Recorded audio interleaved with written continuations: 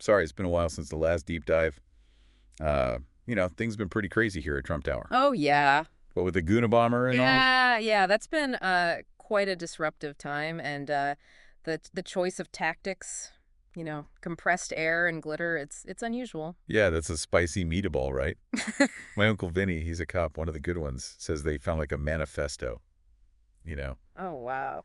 the Goonabomber wants to disrupt societal norms, whatever that means. Hmm.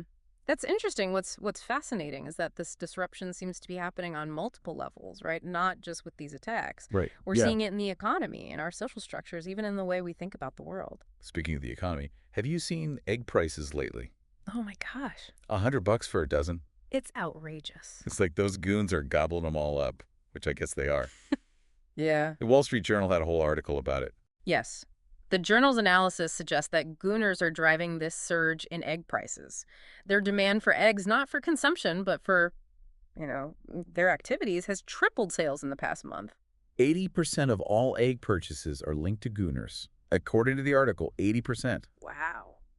That's a spicy meatball. You can't even find eggs in the stores anymore.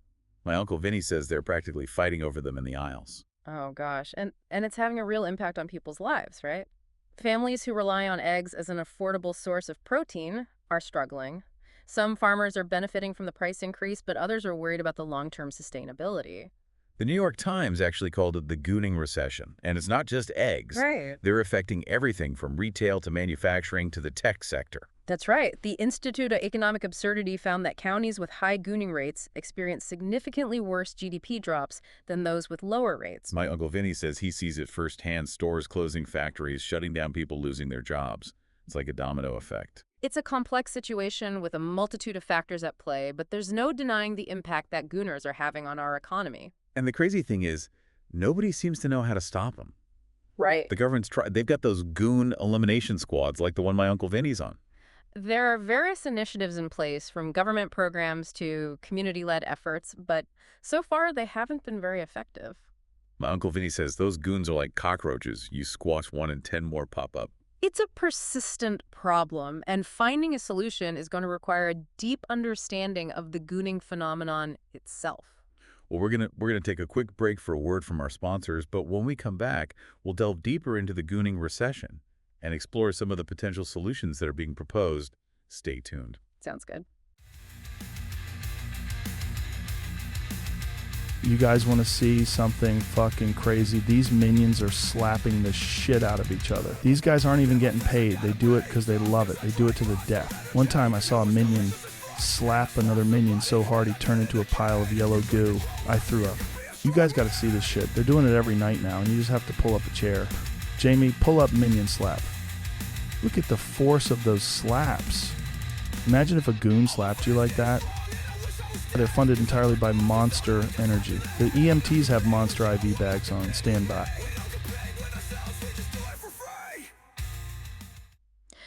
Welcome back. Before the break, we were talking about the gooning recession and its impact on various sectors of the economy. It's crazy, right? Like, who would have thought that gooners would be responsible for a recession? It's certainly an unusual situation, but if we look at the data, the correlation between gooning activity and economic decline is quite clear. The Wall Street Journal article talked about how gooners are disrupting the retail sector. Like, they're not just buying up all the eggs. They're going after everything. Clothes, electronics, you name it. Yeah, their purchasing patterns are erratic and unpredictable, which makes it difficult for retailers to manage inventory and anticipate demand. And it's not just the large retailers that are feeling the impact. Small businesses are struggling to stay afloat. My Uncle Vinny, he tells me about these mom and pop shops that have been around for generations, that they're being forced to close their doors because of these goons. That's a spicy meatball. It's a real tragedy, and the impact extends beyond retail. Manufacturing is also taking a hit. The New York Times article mentioned something about gooners causing supply chain disruptions. Exactly. They're hoarding raw materials, disrupting transportation networks, and creating bottlenecks in the production process. This leads to delays, shortages, and increased costs for manufacturers. It's like they're intentionally trying to sabotage the economy. Their motivations are still unclear. Some experts believe it's a form of protest. Others think it's a misguided attempt to create their own economic system. Whatever it is, it's not working, and it's hurting a lot of innocent people. That's a key point. The consequences of gooning are widespread and far-reaching. We've already talked about the impact on consumers and businesses, but it also extends to the job market. Yeah, people are losing their jobs left and right. The unemployment rate is skyrocketing. The Institute of Economic Absurdity predicts that if gooning activity continues at its current pace, we could see unemployment reach record levels. That's a spicy meatball. What are we supposed to do? That's the million-dollar question. There's no easy solution. They're trying those goon elimination squads, but my Uncle Vinny says it's like trying to hold back the tide. The government is exploring various options, but finding a strategy that effectively addresses the root causes of gooning is proving to be a challenge. So what's the answer? What can we do to stop this madness? God save our president and goddamn those gooners. That's what we need to discuss next. We need to explore some of the potential solutions that are being proposed, from economic incentives to social interventions to educational campaigns. Well, let's get to it. We need to find a way to get this economy back on track before it's too late. Okay, so we've talked about the problem, this gooning recession and how it's impacting everything, but what are we doing about it? Like, what can we actually do to stop these goons? Well, as we've discussed, it's a complex issue with no easy solutions, but there are a number of approaches being explored, from government policies to grassroots initiatives. The government has those goon elimination squads, right? All right. But Michael Vinny says they're stretched thin dealing with all the chaos these goons are causing.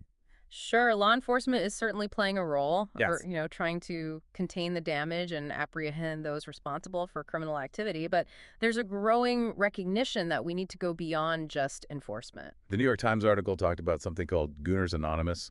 Is that like a real thing? Yes, it is. It's a support group for people struggling with gooning behavior modeled after similar programs for addiction recovery. Addiction. You think gooning is like an addiction? That's a spicy meatball. Well, there's growing evidence to suggest that gooning can be highly addictive, triggering reward pathways in the brain similar to those activated by drugs or gambling. So how does Gooners Anonymous work? Do they like sit in a circle and talk about their gooning urges? It's a structured program that provides a safe and supportive environment for individuals to share their experiences, learn coping mechanisms, and develop strategies for resisting gooning behavior. Interesting. But what about the people who are already affected by gooning? Like the families who have lost their businesses, their jobs, their homes. Yeah, that's a huge concern. There are a number of initiatives aimed at providing support to victims of gooning, from financial assistance to counseling services to job training programs. The Wall Street Journal article mentioned something about government grants for small businesses that have been hit hard by the gooning recession. Yes, the government is recognizing the need to provide economic relief to those who have been most impacted by this crisis. There are also proposals for tax breaks and other incentives to encourage investment and stimulate job growth in affected areas. But how do we stop this from happening again in the future? Right, that's where prevention comes in. There's a growing movement to educate young people about the dangers of gooning, to teach them critical thinking skills and responsible decision-making. So we need to reach them before they get sucked into this gooning vortex. Exactly. We need to create a culture where gooning is not seen as cool or rebellious, but as a destructive and harmful behavior. It's going to take a lot of work, but I think we can do it. We have to, for the sake of our families, our communities, our country. God save our president and goddamn those gooners. Absolutely. It's a challenge that demands a collective effort from individuals to communities to governments, but I believe that by working together, we can overcome this crisis and build a better future. It's a spicy meatball of a situation, but I'm hopeful. Thanks for joining us on this deep dive. Everyone, stay informed, stay engaged, and stay safe out there.